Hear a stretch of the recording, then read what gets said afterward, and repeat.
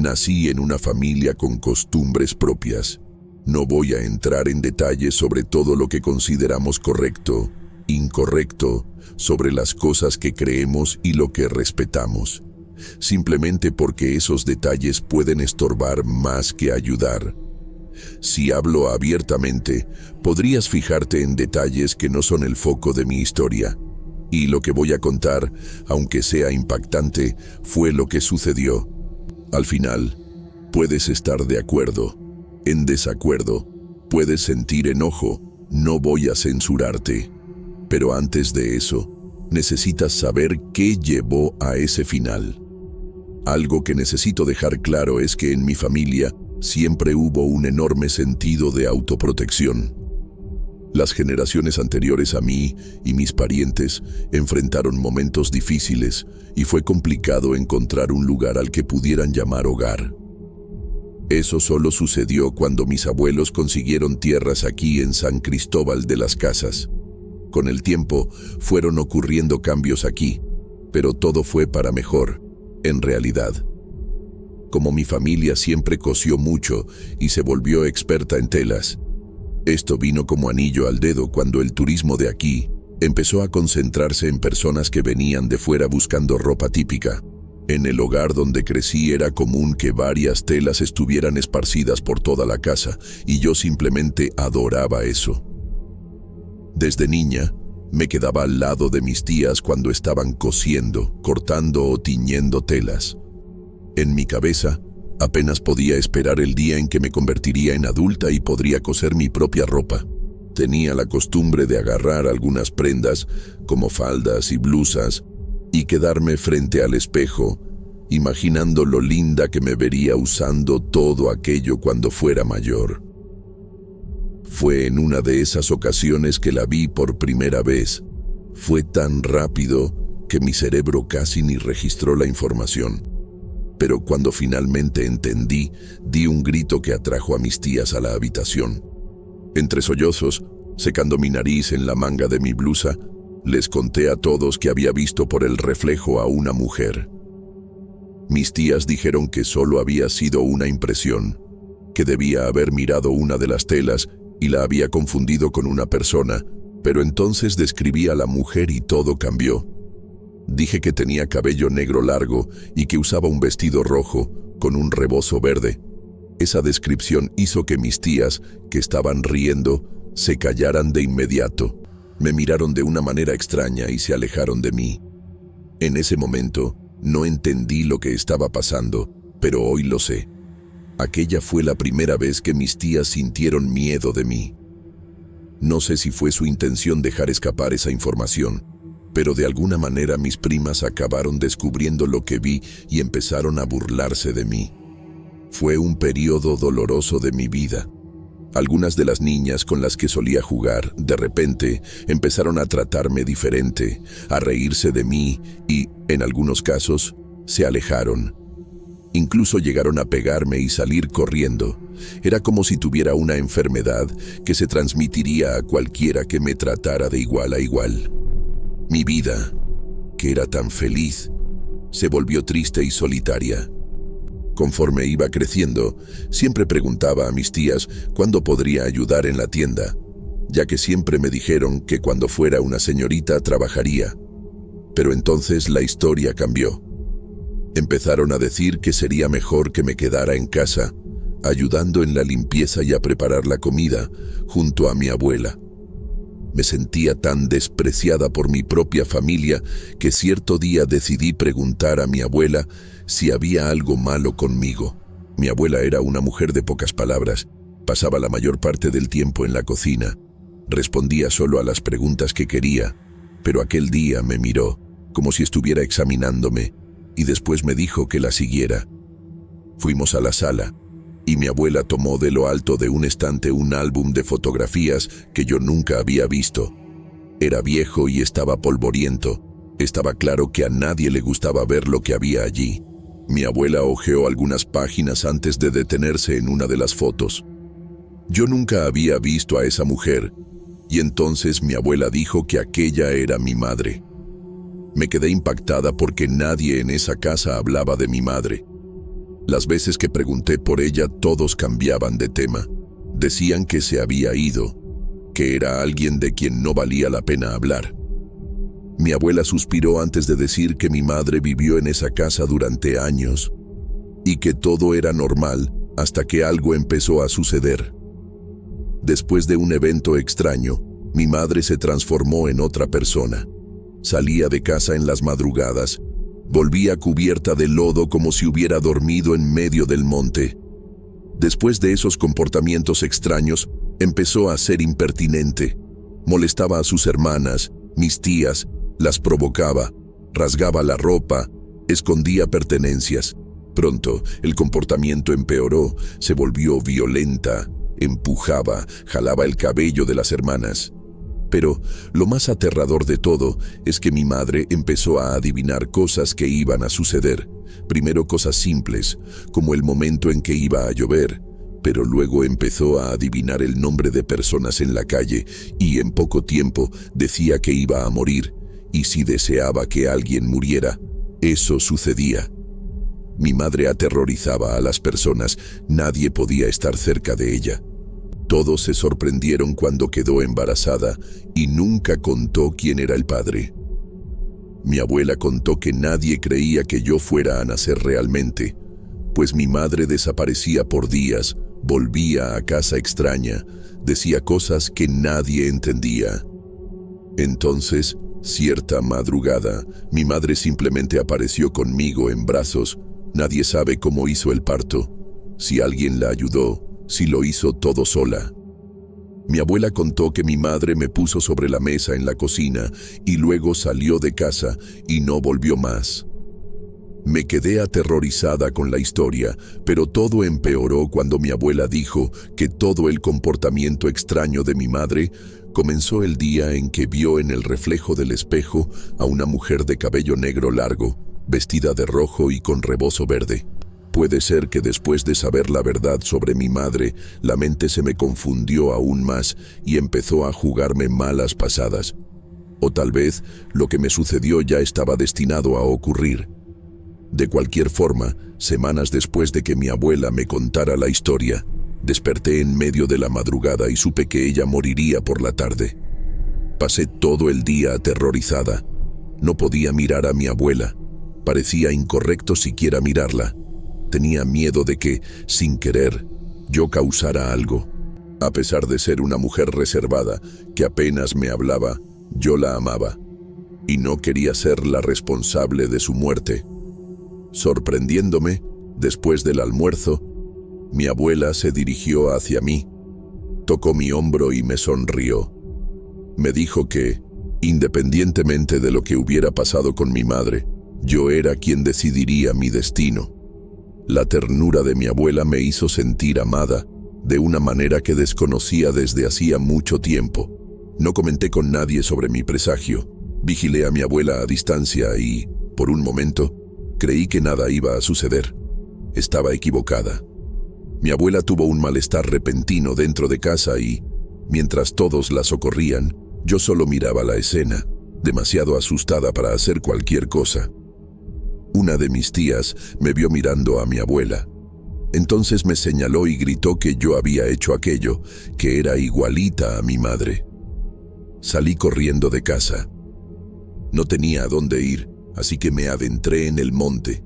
Quería estar lejos de las miradas de todos. Me sentía avergonzada, culpable y asustada, todo al mismo tiempo. Después de algunas semanas, acabé volviendo a casa. Y estoy segura de que el único motivo por el que no me echaron es porque me tenían miedo. Si las cosas ya estaban extrañas antes, después de la muerte de mi abuela todo empeoró. Nadie de mi familia se quedaba en la misma habitación que yo. No me hablaban, era como si fuera invisible. Quedé fuera de todos los momentos rituales porque no era vista como digna de participar. El insomnio comenzó en esa época. Rodaba de un lado a otro en la cama, pero no podía dormir. Las únicas veces que dormitaba, tenía sueños extraños con aquella mujer del reflejo. En poco tiempo, quedarse en casa se volvió sofocante y prefería estar fuera el máximo tiempo posible. Pasaba mis días en el monte, y allí me sentía más libre y feliz. Era como si la energía de aquel lugar me fortaleciera, como si las flores y árboles me nutrieran. Puede parecer tonto, pero allí, en medio de la naturaleza, me sentía más acogida que en mi propia casa. Conforme fui creciendo, algunas personas del pueblo me veían en el monte. Rumores sobre mí empezaron a esparcirse. Muchos decían que había ido al bosque a hacer hechizos, a desear muertes, pero nada era verdad. Yo solo estaba viviendo pacíficamente. Mis tías llegaron a ir a donde yo estaba viviendo y dijeron que querían que volviera a casa, que intentarían convivir conmigo. Me quedé insegura sobre eso. Entonces acordé con ellas que podríamos intentarlo, pero que necesitaba algunos momentos en medio de la naturaleza. Ellas aceptaron intentarlo. Descubrí más tarde, de una manera horrible, que no me querían de vuelta. No me amaban, solo me querían a la vista para que pudieran poner en práctica un plan que ya habían decidido ejecutar. Pero en aquel momento, yo no sabía sus verdaderas intenciones, y creí de verdad que intentarían aceptarme como parte de la familia de nuevo. Así que acordamos que pasaría algunos períodos con ellas, pero la mayor parte del tiempo en el monte. La convivencia no era buena. Cuando estaba entre otras personas del pueblo era horrible. Todos me trataban como si fuera una bomba a punto de explotar. Algunos hasta escupían a mis pies. Mi familia tampoco ofrecía ningún apoyo. Mis primas se empeñaban en menospreciarme cuando estábamos en lugares públicos. Mi prima mayor empezó a andar con un chavo que a mí me gustaba mucho, y ella lo sabía.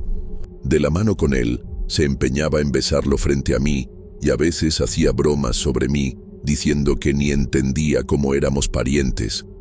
Aguanté todo aquello callada, hasta que ya no pude soportarlo más. Ella se pasó de la raya el día que dijo que yo debía haber heredado ese modo raro de mi madre. Me enojé tanto que me le fui encima. Esta actitud mía hizo que mis tías apresuraran el plan que tenían para mí. Me arrastraron a casa mientras yo gritaba y me retorcía. Muchos vecinos vieron que me llevaban contra mi voluntad, pero nadie me ayudó. Mi familia me dejó encerrada en el cuarto, lo que era pésimo para mí, que estaba acostumbrada a estar libre en la naturaleza. En ese cuarto me sentía sofocada, grité pidiendo ayuda. A través de la puerta cerrada les dije a mis tías y primas que bastaba con abrir la puerta y me iría, que no me verían más. Pero no lo hicieron. Estaban dispuestas a intentar otra alternativa para cambiar mi comportamiento. No porque quisieran ayudarme, sino porque me tenían vergüenza y miedo. Juro que intenté hablar con todas. Pedí que me soltaran. Dije que les explicaría que no era una mala persona, que solo estaba confundida, pero nadie quiso escuchar. Me dejaron días en el cuarto, sin comida. Acabé comiendo algunos insectos porque no aguantaba el hambre. Entonces, cuando ya estaba lo suficientemente débil, pusieron el plan en acción. Tenía mucha sed, así que abrieron la puerta lo suficiente para darme una botella de agua. La bebí y comencé a sentirme muy somnolienta hasta que me desmayé. Cuando desperté, estaba atada. Yo sabía lo que era aquello. Un ritual típico de nuestra familia. Ya había leído al respecto, pero nunca lo había presenciado.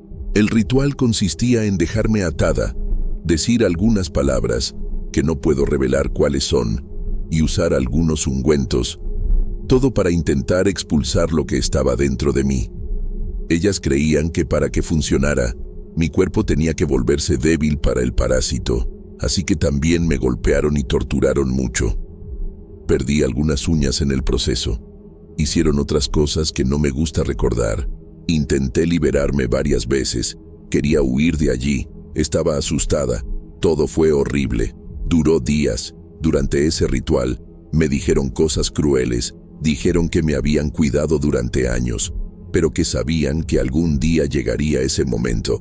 Sabían en lo que me convertiría. Me di cuenta en ese momento que siempre esperaron lo peor de mí. Siempre me trataron bien solo por fingimiento, ya que en el fondo sabían que en algún momento me harían aquello. Toda mi vida se basó en mentiras, toda mi familia me crió como una especie de experimento. Mis tías y primas repetían que yo era mala, que hacía maldades, que deseaba muertes, pero nada de aquello era real, al menos hasta ese momento. Aquel ritual me aterrorizó e hirió de tal manera que dudé si saldría de allí con vida.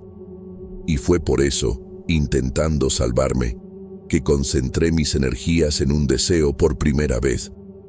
Odiaba tanto a mi familia en ese momento, a mis tías y primas gritando, intentando expulsar algo de dentro de mí, mirándome como si fuera el mal encarnado, que mi rabia ardía como llamas en mi alma. Enfoqué mi mente en llamas, y pronto ese deseo se materializó. El primer foco de incendio comenzó detrás del sofá, lo que fue bueno porque todas tardaron en notarlo. Después, la cocina empezó a arder. Otro motivo para que las personas no se dieran cuenta de lo que estaba pasando es que ya había velas encendidas, todo parte del ritual. La única que sabía que la casa se estaba quemando era yo, porque yo había provocado aquel incendio. Lo había deseado tanto que se volvió realidad. La primera en ver lo que estaba pasando fue una de mis primas. Miró hacia atrás y jaló la falda de mi tía, tratando de alertarla. Cuando la mujer por fin le prestó atención a su hija y se dio cuenta del incendio, ya era demasiado tarde. Todas intentaron correr hacia la puerta al mismo tiempo. Entonces, una de mis tías se cayó y fue pisoteada por las otras. Pude oír el sonido de su brazo rompiéndose y eso me hizo sonreír. No sé explicar por qué me sentí así. Nunca me había alegrado de ver a alguien sufriendo, pero en ese momento, la desesperación de esas personas despertó mucha felicidad. La puerta no se abrió, y eso sucedió porque yo quise que sucediera. Desde afuera, oía a algunas personas golpeando la puerta, gritando que traerían ayuda. Conforme forzaban la puerta y las personas hacían de todo para sobrevivir, yo me iba sintiendo más débil, estaba usando tanta energía para hacer aquello que me quedé somnolienta. Finalmente, lograron abrir la puerta y mi prima más joven salió corriendo. Me sentí aliviada de que mi prima mayor, aquella que siempre me maltrataba, que me robó a mi amado, se quedara atrapada en medio del alboroto. Supe más tarde que murió intoxicada por el humo. Espero que haya sufrido mucho. La mayoría de mi familia logró escapar, además de mi prima. Otras 2 tías murieron. Las demás fueron auxiliadas y sobrevivieron.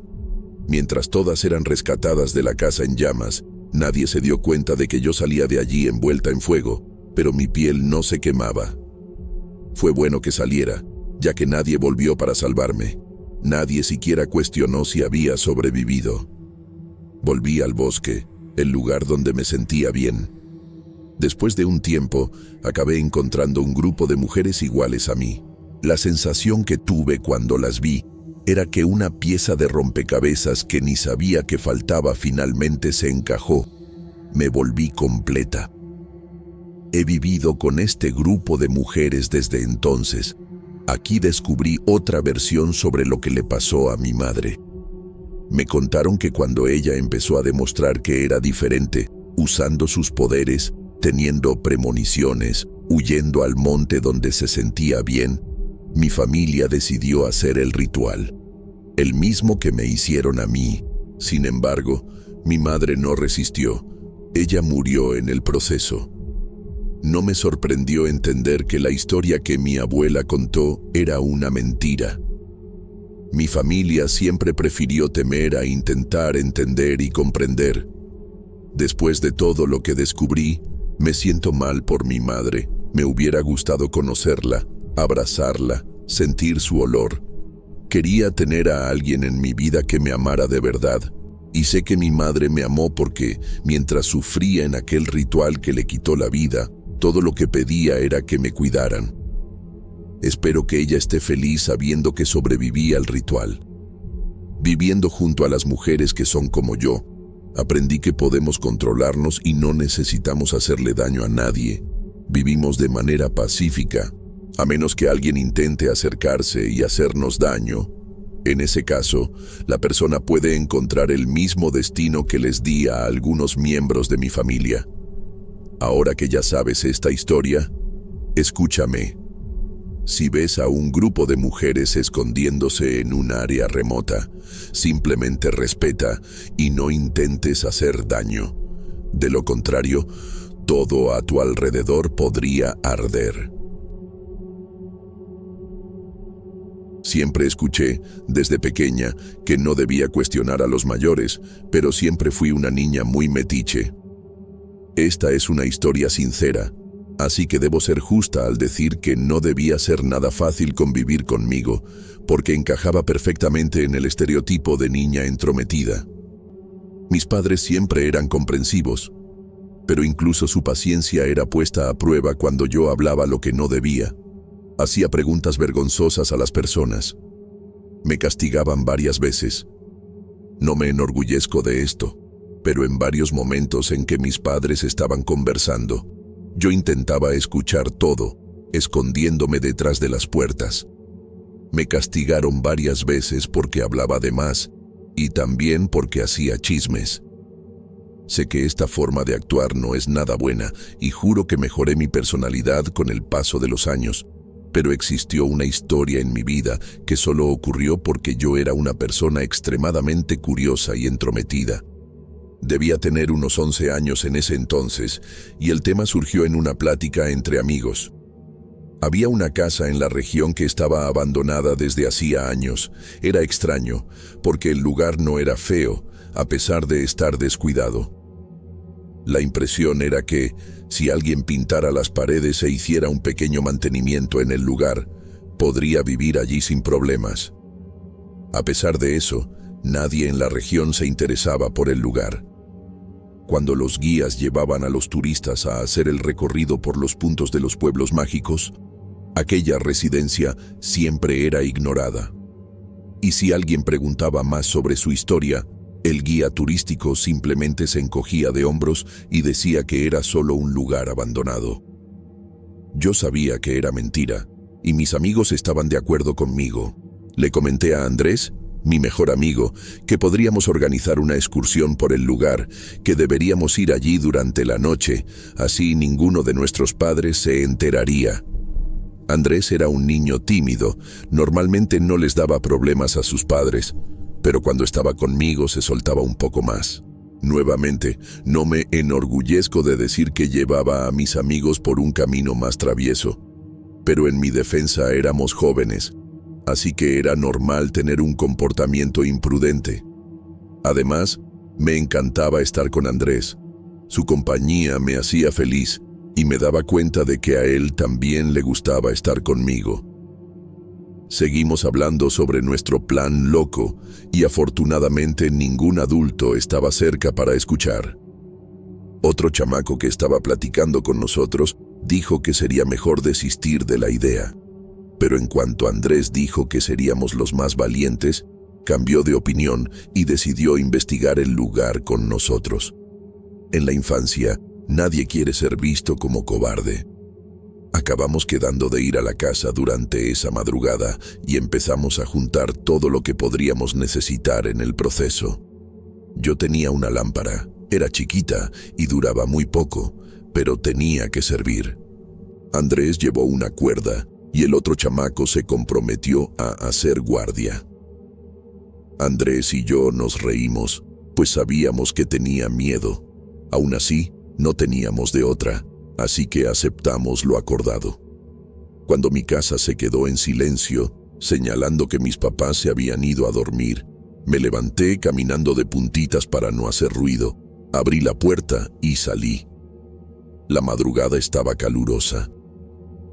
Caminé durante algunos minutos antes de encontrar a los otros chamacos, y entonces fuimos hacia la casa. Todos estaban en silencio, porque, en el fondo, ninguno de nosotros quería hacer aquello de verdad. pero ninguno estaba dispuesto a rajarse. Cuando llegamos a la casa, el lugar parecía mucho más aterrador de lo que recordaba. Me di cuenta de que durante el día, el lugar parecía solo abandonado, pero en plena madrugada parecía una casa embrujada. Andrés y yo entramos, y nuestro amigo se quedó en la puerta, asegurándonos que, si necesitábamos ayuda, solo teníamos que gritar desde adentro. Acordamos que nuestra palabra de seguridad sería lechuza, y el único motivo de haber hecho eso es porque un ave enorme voló hacia nosotros y casi nos mata del susto antes de entrar a la casa. Entonces, acordamos que nuestro grito de socorro debería ser bautizado con su nombre. Con nuestra cuerda, una lámpara y poquísimo valor, Andrés y yo entramos a la casa. El piso crujía bajo nuestros pies, y ninguno de nosotros sabía a ciencia cierta qué esperaba encontrar allí. Intentamos prender la luz, pero claro que no funcionaba. El lugar tenía un olor a humedad, y la humedad hacía que la temperatura estuviera sofocante. Caminamos hasta llegar a la sala, y cuando llegamos allí, nos sorprendimos porque había un estante con varios retratos. Era raro. Parecía que todo el lugar aún estaba habitado, pero no vivía nadie allí. Uno de los detalles más extraños de aquella casa es que había varios juguetes tirados por el suelo, como si un niño viviera allí. Pero nadie nunca hablaba sobre un niño cuando yo preguntaba sobre la historia del lugar. Andrés y yo nos asustamos algunas veces con sonidos fuertes, pero luego entendí que la tubería del lugar era antigua y estaba crujiendo. Poco a poco nos fuimos relajando, creyendo que nada iba a pasar, que estábamos a salvo. Ese es un error del que me arrepentiría mucho en breve. Fuimos a la cocina, y cuando abrimos el refrigerador, casi vomito. Un olor agrio dominó el ambiente. Había comida echada a perder allí, alimentos en descomposición de tanto tiempo que debían llevar allí. Nada de aquello tenía sentido. Parecía que la familia simplemente se había ido, dejando todo atrás. Andrés y yo ya estábamos a punto de irnos, pero aún faltaba un cuarto por explorar, la recámara. Fuimos allá, ya imaginando que no habría nada y que podríamos salir enseguida. Pero en cuanto abrimos la puerta y entramos al cuarto, fue como si hubiera amanecido. Todo se aclaró de repente, hasta pude oír pájaros cantando. Miré a Andrés y él estaba tan impactado como yo. Nos volteamos e intentamos salir, pero la puerta estaba cerrada con llave. En ese momento miré la lámpara y la cuerda que habíamos llevado, finalmente dándome cuenta de que nada de aquello sería útil en la situación. Me enojé conmigo misma por no haber pensado ni por un minuto que estaba poniendo mi vida y la de Andrés en riesgo yendo a ese lugar. Nadie sabía que estábamos allí. Di un paso hacia la ventana, pero entonces me asusté cuando un hombre vino caminando hacia mí. Pude sentir mi corazón acelerándose en mi pecho. Era alto y tenía una expresión de furia. Me quedé quieta y Andrés saltó frente a mí protegiéndome. Me sorprendí por el valor de mi amigo y aún más cuando el hombre pasó de largo por nosotros dos y fue a una de las esquinas del cuarto. Allí estaba una mujer encogida, llorando. Yo no podía entender lo que estaba pasando, quiénes eran esas personas, cómo habíamos llegado allí de repente.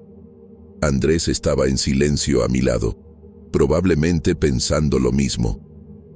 El ambiente en aquel cuarto era de puro miedo. No solo Andrés y yo estábamos aterrados, sino también aquella mujer. Tenía algunos moretones en la cara. Me dio náuseas mirar esa escena. Entendí de inmediato que él le había pegado. El hombre le gritó que dijera la verdad, y la mujer dijo que estaba siendo sincera, que no había hecho nada. El hombre, trastornado, caminaba de un lado a otro. La insultaba, diciendo varias cosas despectivas que no quiero repetir porque son horribles. Entonces agarró a la mujer por los brazos, la arrastró y la tiró en medio del cuarto. Horrorizados, Andrés y yo vimos cómo le pegaba varias veces. Tenía tanto miedo de que fuéramos los siguientes, y fue en ese momento que el hombre miró directamente hacia mí. Sin embargo, entendí que no me estaba mirando a mí, sino a algo que estaba recargado en esa puerta. Había una escopeta allí. El hombre caminó en dirección a Andrés y a mí, nos atravesó y agarró el arma. Enseguida, volvió al lugar donde estaba la mujer y le apuntó. Yo le grité que no lo hiciera, pero él no nos escuchaba. Andrés y yo golpeábamos la puerta varias veces, llamando a nuestro amigo que estaba afuera y gritando la palabra lechuza, indicando que necesitábamos ayuda. Pero, como descubriríamos más tarde, él no podía oírnos. En ese ambiente de terror, el hombre le dijo, una vez más, a la mujer que admitiera que el hijo no era de él. Ella cerró los ojos, dijo que nunca lo había engañado y que el hijo era suyo. Él disparó. Andrés y yo cerramos los ojos. Solo queríamos irnos de allí, pero seguimos escuchando a aquel hombre cruel arrastrando el cuerpo de la mujer. Poco después lo oímos arrastrando la cama. Entonces abrimos los ojos.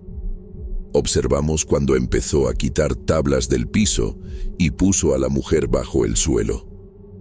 Después, clavó las maderas en el mismo lugar y puso la cama allí de nuevo.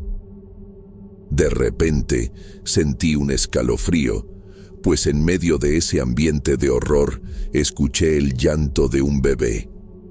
Solo entonces me di cuenta de que había una cuna en el cuarto. Caminé hasta allá y vi al niño llorando. Vi que tallado en la cuna estaba un nombre, Arturo. Aún sosteniendo el arma, el hombre fue hasta la cuna. Andrés y yo intentamos detenerlo, pero él nos atravesaba y no podía oír nuestros gritos. Entonces, de repente, nosotros dos estábamos de vuelta en la casa vieja, y era de madrugada otra vez. Asustados, finalmente logramos salir del cuarto, salimos corriendo de la casa, y afuera, vimos a nuestro amigo. Él preguntó qué había pasado allá adentro, y dijo que todo estuvo muy silencioso durante todo el tiempo que estuvimos allí. Preguntó por qué estábamos tan asustados, pero Andrés y yo estábamos sin palabras. Solo pudimos contar esta historia semanas después, y claro que nuestros papás no nos creyeron. Sin embargo, todo cambió cuando dijimos el nombre Arturo. Mis papás preguntaron si yo había preguntado a alguien qué había pasado en esa casa, pero les aseguré que no. A regañadientes, le contaron a Andrés y a mí que en esa casa había ocurrido una tragedia. Vivía una familia, papá, mamá e hijo, hasta que un día la mujer fue secuestrada. El marido la buscó durante meses, siempre desesperado, pero nunca la encontró. Pregunté el nombre del bebé y mi mamá dijo que era Arturo. Andrés y yo entendimos todo. Aquel hombre había matado a la mujer por celos, pero mintió diciendo que la habían secuestrado. Éramos 2 niños, así que nadie nos hizo caso, pero habíamos visto lo que realmente pasó, un mensaje, un pedido de auxilio póstumo. Aquella mujer necesitaba que su cuerpo fuera encontrado, necesitaba justicia. Acabé descubriendo que el caso no fue muy investigado, porque el marido hizo todo lo posible para impedir que la gente entrara a la casa. Un día, simplemente se fue, llevándose al hijo. Abandonó la casa, y la fama de que una tragedia había ocurrido allí impidió que el lugar fuera comprado por otra familia. Se convirtió realmente en una casa embrujada. Andrés y yo tuvimos que insistir mucho para que la policía volviera a investigar el caso. Pensamos en desistir en algunos momentos porque nadie nos hacía caso, pero hablamos tanto de esto que finalmente se hizo una pericia en el lugar. La cama fue movida, la madera fue retirada de allí y ahí estaba el cuerpo de la mujer. Durante meses solo se hablaba de esto en el pueblo. Todos quedaron impactados de que aquel marido amoroso fuera el asesino de la mujer. El hombre acabó siendo localizado viviendo en otro pueblo, y después de que la policía lo interrogó durante mucho tiempo, confesó que la había matado. Dijo que era un hombre muy celoso, que creía que Arturo no era su hijo, pero que, después de matar a la mujer, un examen de ADN comprobó que sí era el padre biológico. Arturo quedó impactado cuando descubrió la tragedia en su pasado. Su papá acabó siendo encarcelado y Arturo se fue a vivir con su tía. Mucha gente creía que Andrés y yo habíamos visto lo que dijimos, pero otros dijeron que solo había sido una corazonada con suerte. Para nosotros dos, fue un alivio haber hecho que las investigaciones atraparan al culpable. Los años pasaron. Una tarde, mientras hacía compras, me sorprendió un hombre que se acercó a mí. Me asusté, pero entonces sonrió y dijo que era Arturo. Me invitó a un café. Acepté, y mientras platicábamos, me contó sobre su vida. Me dijo que durante años vivió un tormento al saber lo que su papá había hecho, y que hasta tenía coraje de que esa verdad hubiera sido expuesta. Pero todo cambió el día que despertó durante la madrugada y vio el espíritu de su mamá. Ella sonreía, le decía que lo amaba, que lo extrañaba y que estaba feliz porque se había hecho justicia. Después de eso, le dijo que, aún en otro mundo, lo protegía. Arturo me contó que, después de ese día, sintió paz en su corazón, pues ya no estaba solo. Su mamá velaba por su vida. Nos abrazamos y me agradeció por haber ayudado a su mamá a descansar en paz. Después de ese encuentro, puedo decir que me siento más aliviada. Es bueno saber que Arturo está bien. Después de ese café, volví a casa sintiéndome más ligera, con un sentimiento de deber cumplido. Llegué a casa y le conté todo a mi marido, cada detalle, cómo me sentía. Él también se sintió aliviado al saber todo. Durante un tiempo platicamos sobre el alivio que era saber que se había hecho justicia en ese caso. Él trabaja como policía y varias veces ve a la ley fallando y dejando que personas peligrosas vuelvan a las calles. Pero en todos los casos en que se cumple la ley, veo en los ojos de mi marido que siente que hizo la diferencia. Creo que ese deseo de ayudar comenzó años atrás. Empiezo a organizar las cosas para preparar la cena, y delicadamente Andrés toma el cuchillo de mi mano. Estoy embarazada, y él prefiere que espere en el sofá mientras prepara la comida. Así evitamos cualquier accidente doméstico. Sonrío, le doy un beso y le digo que lo amo. Él dice lo mismo. Mientras voy al sofá a descansar, pienso en la suerte que tengo de estar esperando un bebé y tener a mi lado al hombre que aún me protege de la misma forma que lo hizo años atrás, en aquella casa embrujada. Hoy, mientras platicaba con algunos compañeros de trabajo, la conversación se volvió nostálgica y todos empezaron a hablar sobre sus experiencias de la infancia. Hubo consenso en que a todos les gustaba jugar a la rayuela, y creo que ese debe ser ese tipo de juego universal que, no importa si naciste aquí en México o en otro lugar, aún así tendrás recuerdos agradables de tirar la piedrita y equilibrarte mientras brincas en las marcas del suelo. Cuando llegó mi momento de hablar, empecé a contar historias divertidas sobre cómo tenía varios amigos, de cuántas veces nos divertíamos cuando estábamos juntos, de nuestros juegos, de las veces que mis amigos se quedaron a dormir en casa y pasamos la noche en vela riendo y contando historias de terror, tratando de asustarnos unos a otros. Fue una plática agradable. Al final, todos volvieron a sus quehaceres y la rutina aburrida de oficina siguió normalmente hasta las 5 de la tarde. Tenía todo para ser un día normal, pero mientras volvía a casa, empecé a sentirme incómodo. Y no importaba cuánto intentara engañarme, estaba claro el motivo de mi incomodidad. Todo aquello que dije en la conversación, los nombres de mis amigos, las rutinas divertidas que teníamos, cada una de las aventuras que viví, era todo mentira. Finalmente, llego a casa, me doy un baño e intento relajarme, pero no puedo controlar mi pensamiento, que insiste en volver años atrás. A diferencia de lo que dije en el trabajo, mi infancia no fue nada agradable. De hecho, es uno de los periodos que más me causa tristeza cuando pienso al respecto. Nunca conocí a mi papá. Por lo que supe de boca de otras personas, él nunca fue del tipo que se conformaba solo con una mujer. Incluso se quedó al lado de mi mamá cuando tuvo a los 2 primeros hijos. Pero cuando yo nací, simplemente dijo que esa vida no era para él y se fue. Como si las cosas ya no estuvieran lo suficientemente mal. Mi hermano mayor acabó muriendo de una manera trágica. Se ahogó en un río donde varios chamacos solían jugar. Mi hermano nadaba muy bien y era normal que fuera a ese lago. Pero, desafortunadamente, el azar hizo que esa tragedia ocurriera.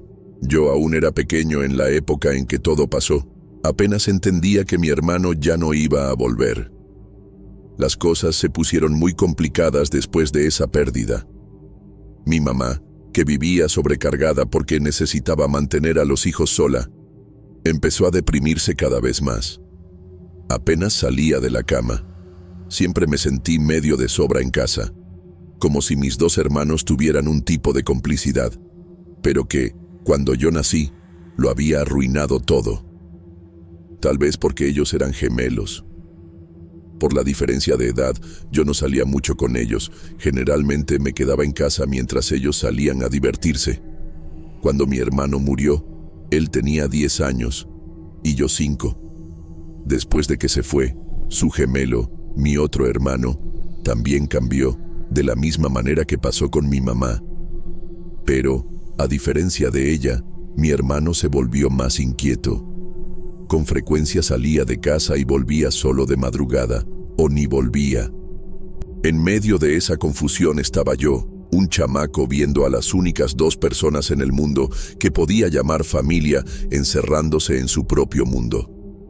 En mi vecindario era muy común que los chamacos salieran de casa a jugar, y yo quería ser parte de eso, pero simplemente no podía. Uno de los motivos es que prácticamente tenía que cuidar a mi mamá. Aprendí a cocinar muy joven porque necesitaba comer, y si yo no lo hacía, mi mamá no lo hacía. Ella no tenía fuerzas para eso. Mi hermano nunca estaba en casa. Nuestro sustento venía de donaciones, ya que mi mamá ya no salía a trabajar desde que perdió a su hijo. Siempre que terminaba de cocinar y cuidar la casa y salía intentando jugar, notaba que los chamacos no querían estar cerca de mí. Me di cuenta muy pronto de que, cuando tienes una familia rota como la mía, nadie quiere ser tu amigo. Recuerdo llorar algunas veces por sentirme aislado y perdido. Algunos de nuestros vecinos, que sabían de la situación de mi mamá, se ponían tristes e intentaban ayudar. Recuerdo veces en que algunas señoras de la zona iban a hablar con ella, intentaban consolarla, le explicaban que podrían llevarla al doctor para tratarse. Todas las veces mi mamá se negaba. A veces era grosera con las personas que intentaban ayudar. Su comportamiento me irritaba. En mi visión, era obvio que necesitaba ayuda. No podía cuidar ni de sí misma ni de sus hijos, pero siempre se negaba y decía que todo estaba bien. Me enojaba ver que mi mamá lloraba por el hijo muerto, mientras ignoraba a mi hermano y a mí, que aún estábamos vivos y la necesitábamos. Los años pasaron y poco cambió. La única diferencia es que finalmente entendí el motivo por el que mi hermano se quedaba tanto tiempo fuera de casa. Todo tuvo sentido el día que me di cuenta de que las cosas estaban desapareciendo en casa.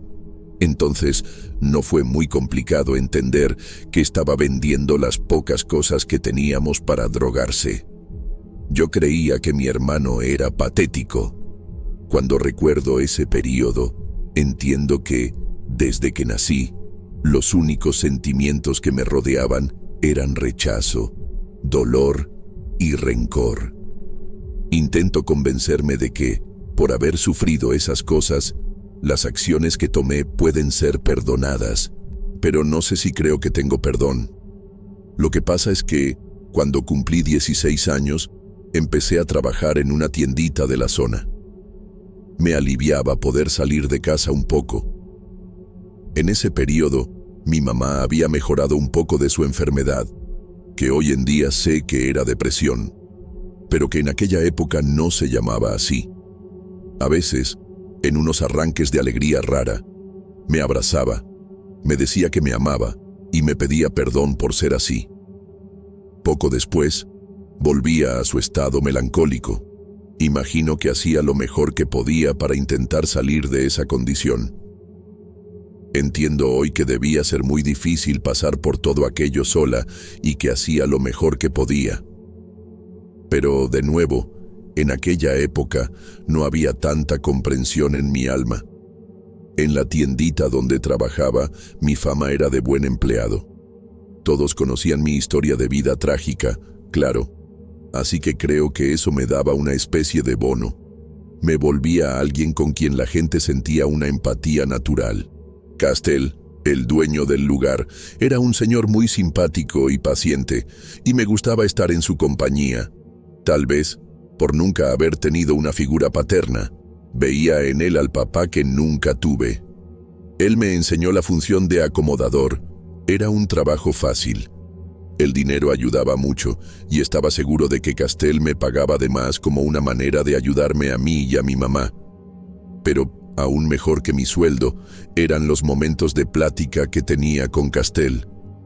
Le encantaba navegar y me contaba que, en varios fines de semana, iba al cañón del Sumidero, donde pasaba horas en el agua solo observando el hermoso paisaje, las montañas, los árboles.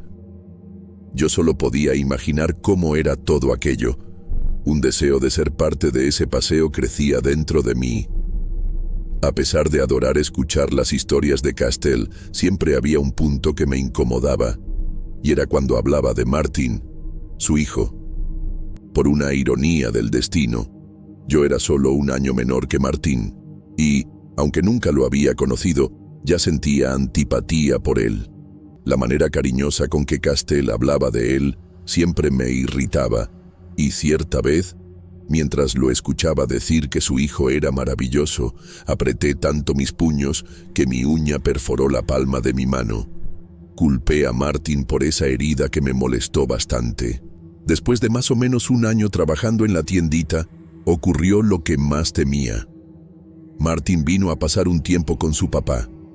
Él vivía con su mamá en otro estado, y eso era lo único que teníamos más o menos en común. Pero, claro, en mi caso, mis papás estaban separados por un abandono egoísta de mi papá. Y, en el caso de Martin, sus papás aún eran amigos, a pesar de estar divorciados. Parecía una provocación del destino que todo en su vida fuera mejor que en la mía, como si nuestras existencias fueran paralelas y uno de nosotros tuviera que quedarse en el extremo negativo de las cosas. Juro que intenté simpatizar con Martin. Para ser sincero, era un chavo muy simpático. Cuando descubrió que yo pasaba tanto tiempo platicando con su papá, enseguida simpatizó conmigo y, cuando estábamos a solas, me agradeció por ser tan amable. Dijo que, a veces, se preocupaba por su papá, que tenía miedo de que estuviera solo, pero que saber que tenía un amigo lo confortaba. Yo le sonreía a Martin. Le decía que era un placer estar en compañía de Castell, lo que era verdad. Pero me molestaba el hecho de que Martin pensara que platicar y pasar tiempo con su papá era un favor. Yo sentía que él no era el hijo que ese señor merecía, y que yo sería un hijo mucho mejor. Antes de que Martin llegara, nuestra relación era excelente, pero cuando él estaba allí, Castell le daba más atención. Se reía de sus bromas. Yo me enojaba cada vez más cuando llegaba a mi turno, y Martin estaba allí, como si estuviera tomando mi lugar. Empecé a compararme constantemente con Martin, porque quería que Castell me tratara como trataba a su hijo. En un momento impensado, me pinté el cabello del mismo color que el de Martin, y cuando llegué a trabajar, noté que había cometido un error.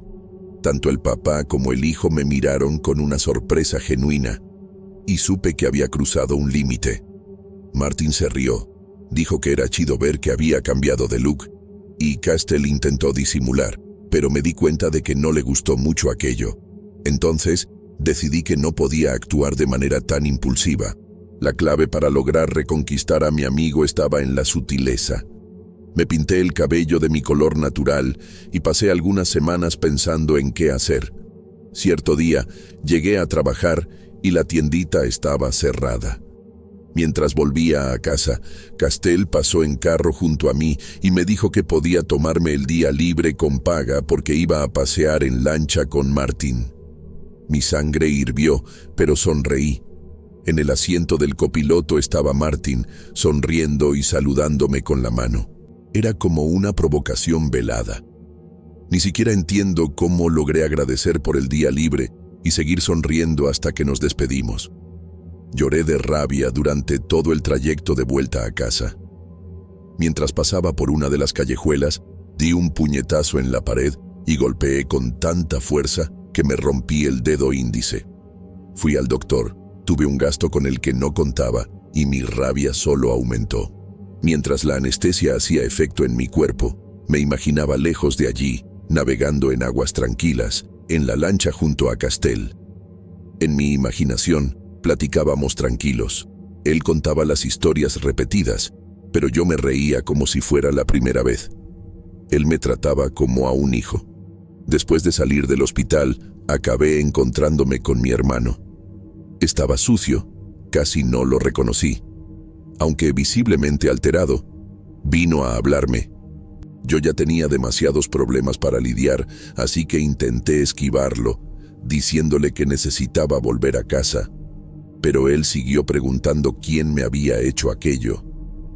En un momento de rabia y sarcasmo descontrolado, le dije que había sido Martin y que la mayoría de las cosas que estaban saliendo mal en mi vida eran culpa de él. Fue una broma desafortunada y debí haber notado que, en el estado en que mi hermano estaba, no entendería aquello. Sentí que algo estaba mal cuando, al día siguiente, Castell le pidió a un vecino que avisara que no abriría la tiendita. Insistí mucho, y ese vecino acabó contándome que el hijo de Castell había sido internado. Él no sabía más detalles, así que fui personalmente a ver qué estaba pasando. Cuando llegué al hospital, Castell inmediatamente me abrazó. Nunca había hecho eso y, por un momento, me sentí más tranquilo. Tuve que controlarme para no llamarlo papá. Cuando me soltó, miró mis ojos, que estaban rojos de tanto llorar, y señaló hacia dentro de un cuarto. Martin estaba allí. Estaba inconsciente y muy lastimado. Castell estaba muy cansado. Así que compré café para los dos y lo escuché contar lo que le había pasado a su hijo. Martin había salido a comprar comida y Castell se quedó en casa, pero cuando tardó en volver, el papá fue a buscarlo. Acabó encontrando al hijo en una callejuela. Castell llegó al hospital cargando al hijo en brazos y los doctores lo internaron. Desde que lo habían encontrado en la callejuela, aún no había despertado.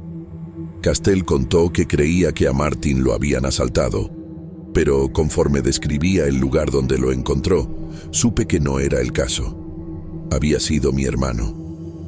Martin había pasado por el barrio donde mi hermano siempre iba a drogarse y acabó siendo golpeado porque mi hermano quiso vengarme. Sentí una mezcla de alegría y rabia.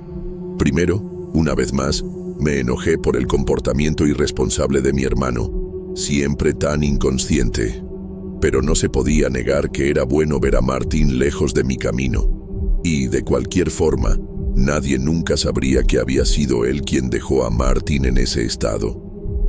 Es chistoso cómo las cosas se salen de nuestro control. Suelo odiar cuando eso pasa, pero, en el caso del ataque a Martin, fue sorprendentemente positivo. Como Castell pasaba más tiempo en el hospital y ya no abría la tiendita, se volvió común que yo pasara ese periodo en el hospital a su lado. Algunos doctores nos veían juntos y decían que era bueno que él tuviera a alguien. Algunas enfermeras me elogiaban, diciendo que yo era un joven muy especial. El día que más feliz me sentí fue cuando una enfermera me preguntó si yo también era hijo de Castell. Le expliqué que solo éramos amigos, pero la felicidad que sentí en mi corazón, con la simple idea de que nos veían como parientes, hizo mi día mejor. Los peores momentos de mi semana eran siempre cuando volvía a casa. Con raras excepciones, mi mamá estaba sentada frente al sofá. Miraba la televisión, pero no prestaba atención a nada. Su mirada siempre era distante. A veces, me sentaba a su lado y le preguntaba cómo había sido su día, pero o me respondía que había estado bien, o ni siquiera respondía. Algunas veces, ni notaba que yo estaba allí. Con mucha insistencia de los vecinos, que hasta amenazaban con llevarla a la fuerza a buscar ayuda médica, mi mamá finalmente empezó a tomar medicamentos. Eso ayudó un poco, pero nunca volvió a ser la mujer que era antes de que mi hermano muriera. Después de cerca de 3 meses en coma inducido, Martín despertó. Llegué al hospital con 2 vasos de café, y Castell me contó, emocionado, la novedad. Fingí una sonrisa y pregunté si Martín ya había dicho algo, si recordaba quién podría haberle hecho aquello. Castell dijo que no se acordaba, lo que fue un alivio. Tan pronto como Martín despertó, Castell volvió a tratarme como quien yo era en realidad, un amigo cercano. Pasaba horas sentado al lado de la cama del hijo. Parecía que se había olvidado de mi existencia. En un momento en que se alejó para ir a tomar agua, entré al cuarto y me senté al lado de Martín. Estaba despierto, miró en mi dirección e hizo una expresión extraña. Tratando de sonar convincente, le dije que era bueno verlo despierto y sonreí de la manera más sincera que pude. Martín entonces respondió que recordaba quién le había hecho aquello, que había sido mi hermano y que la orden había venido de mí. Me quedé sin aliento. Lo negué, pero Martín me miraba con rabia y decía que, mientras lo golpeaba, mi hermano decía que se lo merecía, que me estaba vengando. Quedé completamente desorientado y pregunté si Castell lo sabía. Martín lo negó, pero dijo que se lo contaría a su papá, porque merecía saberlo. Me desesperé. Si Castell se enteraba de aquello, nuestra relación se vería afectada. Le supliqué a Martín que no lo contara. Le dije que todo había sido un malentendido, lo que era verdad. Pero, claro, Martín no me creyó. Castell volvería pronto, así que hice algo impensado. Le dije a Martín que, si le contaba la historia a Castell, mataría a su papá. Pude ver lo asustado que Martín se puso cuando dije eso. Abrió la boca para decir algo más, pero Castell entró al cuarto en ese momento. El resto del día, tanto Martín como yo fingimos normalidad. Acabé volviendo a casa y Martín se quedó allá. Me quedé ansioso, pensando si la verdad sería revelada mientras yo no estaba en el hospital. Martín no contó nada. Después de algunos días más, Martín finalmente recibió el alta. Castell estaba muy feliz. Martín fingía que todo estaba bien, pero la manera en que me miraba siempre me ponía a la defensiva.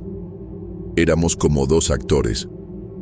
En presencia de Castell, fingíamos que todo estaba bien, pero cuando se alejaba, Martín decía que yo estaba loco y me ordenaba que me mantuviera lejos de su papá. Me estaba cansando de esto. Sabía que tenía que hacer algo. Entonces, mientras volvía a casa, vi a un grupo de adictos en una callejuela. Me acerqué a uno de ellos y le di un puñetazo en la cara. Me golpearon tanto ese día que solo desperté cuando algunos vecinos de la zona me auxiliaron. Era mi turno de recibir atención. Castell fue al hospital a visitarme y estaba tan preocupado que me emocioné. Hice lo mejor que pude para parecer una víctima cuando le conté que estaba volviendo a casa cuando intentaron asaltarme y me golpearon. Le dije que no me resistí, pero que, aún así, me atacaron. Castell se compadeció de mi historia, me llevó comida varias veces, pasó tiempo conmigo. A veces, Martín iba con él, y yo veía en sus ojos que no creía mi versión de los hechos. Mi mamá fue a visitarme algunas veces, pero su presencia me molestaba. Siempre con esos ojos inyectados de tantos medicamentos que tomaba, siempre actuando de manera casi robótica. Creo que ella nunca me amó. Yo nunca pude amarla. Desafortunadamente, La golpiza que Martin recibió fue peor que la que yo recibí, y eso me irritaba. Hasta en eso era mejor. Me dieron de alta después de una semana, y Castell fue a buscarme al hospital junto con su hijo. En un momento en que pasé a su lado y su papá estaba demasiado lejos para oír, Martin susurró que me merecía aquello. Fue bueno saber que yo no era el único que deseaba el mal a otros. Por un instante, casi sentí admiración por Martin, pero no había cómo. No era posible que coexistiéramos. Solo había un Castell. Conforme pasaba el tiempo, las cosas extrañamente seguían normales. El aburrimiento del trabajo, las pláticas cotidianas con Castell. Lo único que me hacía feliz era que la fecha en que Martin se iría se acercaba. Marcaba en el calendario los días que faltaban. Cuando estábamos a solo una semana de su viaje, tuve dos sorpresas. La primera fue que Martin decidió quedarse a vivir con su papá definitivamente. Y la segunda es que yo estaba despedido. Castell no quiso entrar en detalles sobre lo que lo llevó a tomar esa decisión. Mintió diciendo que era por falta de dinero, pero yo sabía que no era eso. De hecho, estaba seguro de que Martin le contó que mi hermano fue quien lo golpeó.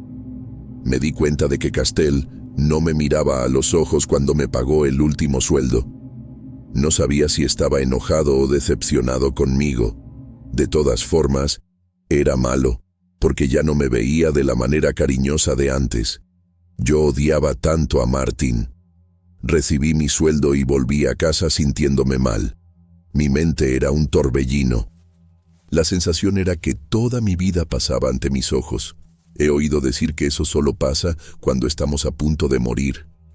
Entonces, solo puedo entender que, en ese momento, sentía que mi vida había terminado. Entré a casa y mi mamá estaba cocinando. El olor era bueno. Me llamó para cenar y me sorprendí porque eso nunca pasaba. Cenamos juntos. Todo estaba delicioso. Me preguntó cómo había sido mi día y le dije que, desafortunadamente, me habían despedido. Ella sonrió y dijo que estaba bien, que encontraría otro trabajo. Al final, yo era un buen hijo, el hijo preferido. Y entonces, me llamó por el nombre de mi hermano muerto. Esa noche, cuando fui a dormir, mi mamá me deseó buenas noches, aún confundiéndome. Yo estaba muy cansado, sabía que ella también, cansada de vivir momentos de pura tristeza, desaliento o, como en el caso de esa noche, de una fantasía loca para disfrazar el dolor. Sentí que mi mamá ya no podía vivir de esa manera, no era justo, así que fui a su cuarto y le dije que aún no se había tomado el medicamento. Media hora después, volví y le dije lo mismo. Y por fin, le llevé té, con un poco más de medicamento. Antes de ir a dormir, miré a mi mamá dormida, parecía en paz. Me fui a acostar aliviado, sintiendo que le había hecho un favor. Y a mí, una sobredosis era mejor que una vida de tormento. Al día siguiente, hice lo posible para sonar convincente cuando corrí hacia los vecinos, gritando que mi mamá estaba muerta, que se había suicidado. Algunas personas fueron a la casa movidas por una curiosidad morbosa de ver su cuerpo. Otras se encargaron de llamar a los profesionales responsables de llevar el cuerpo. 2 mujeres mayores se quedaron a mi lado, consolándome y diciendo que ella estaba en un lugar mejor. Fue agotador tener que seguir llorando, porque había momentos en que simplemente no me sentía tan triste. Yo había liberado a mi mamá de una vida vacía y sin propósito, no podía sentir culpa por eso. Hasta empecé a pensar que lo mismo debería pasar con mi hermano. No sería tan malo si, un día, se equivocara en la dosis de las porquerías que se inyectaba en las venas y simplemente muriera. Además de hacerle un favor a él, me lo haría a mí también. Me quedé allí parado, pensando en qué haría con las cosas de mi mamá, cuando me sorprendió Castell. Llegó con los brazos abiertos, vino hacia mí y me abrazó. Me emocioné tanto que empecé a llorar de verdad.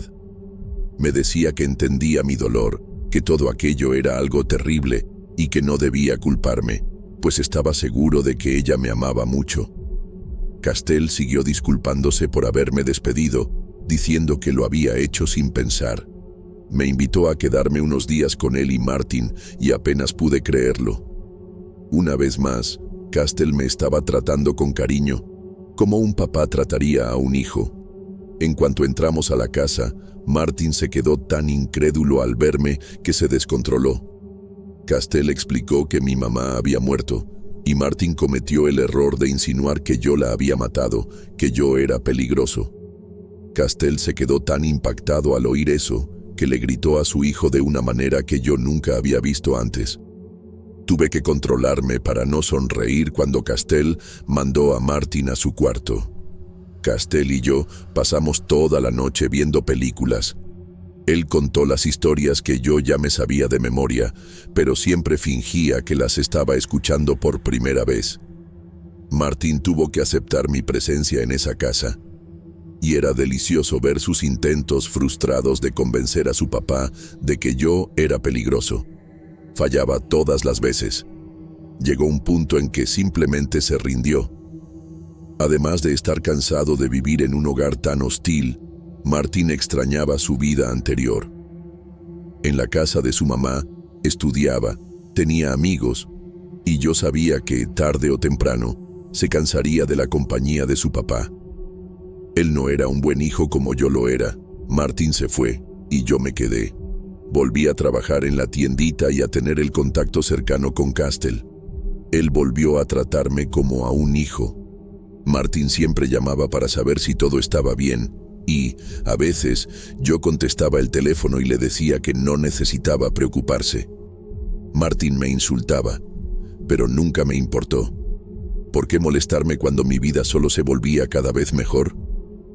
Tratando de alegrarme, Castell me invitó a pasear en lancha, y claro que acepté. Arreglamos nuestras cosas y fuimos al cañón del sumidero, solo nosotros dos. El día estaba hermoso, y, cuando toqué el agua, fue como si un sueño se realizara. Había otras familias allá, algunos turistas. Nos saludaron con la mano, y yo les respondí, genuinamente feliz. Otra lancha pasó junto a nosotros, una familia, y uno de los hombres dijo que era lindo ver a un padre y un hijo pasando tiempo juntos. Castell agradeció y no lo corrigió. Él me veía como un hijo. Esa fue solo la primera vez que salimos a navegar. Se volvió un programa fijo en nuestros fines de semana. A veces salíamos a hacer compras. En poco tiempo, Castell sugirió que sería mejor que yo viviera con él y podría quedarme en el cuarto de Martin. Fue un alivio salir de la casa de mi mamá.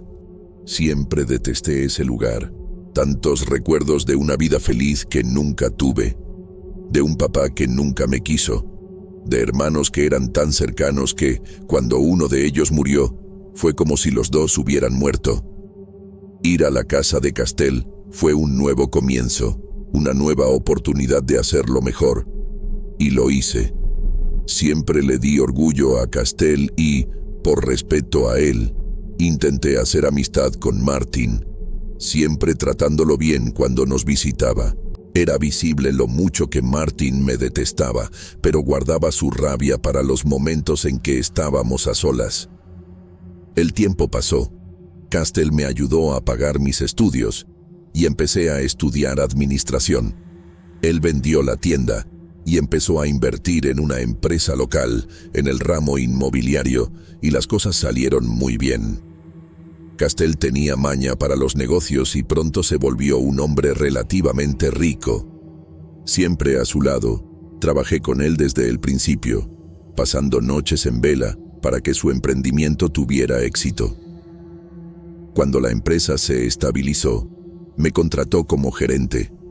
A veces, ni puedo creer lo bien que me han salido las cosas. Alguien de una familia tan desestructurada, tan solo. Pero entonces, conseguí un excelente trabajo, un departamento y tengo un futuro brillante por delante. Soy muy feliz. Y poco importa si, a veces, Necesito mentir sobre mi pasado o decir que tuve una infancia feliz. Esos son solo detalles. Lo que importa es que todo salió bien. Me alegra poder compartir mi historia contigo. Ahora necesito ir a descansar.